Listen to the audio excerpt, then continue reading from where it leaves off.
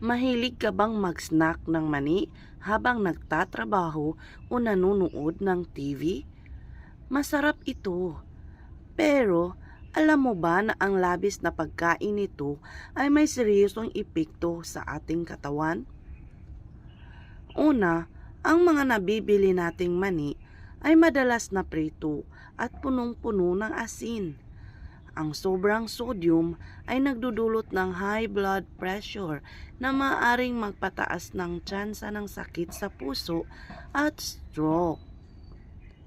Pangalawa, mabilis itong makataba.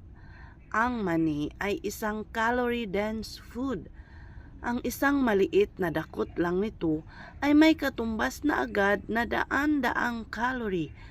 Kung hindi mo ito mamomoderate, madali itong makasira sa iyong fitness goals. Pangatlo, ang mani ay isa sa pinakakaraniwang sanhi ng malalang allergy. Bukod dito, ang hindi maayos na pag-imbak ng mani ay maaaring magkaroon ng aflatoxin, isang uri ng amag o molds na nakakalason sa atay kapag naipon sa katawan.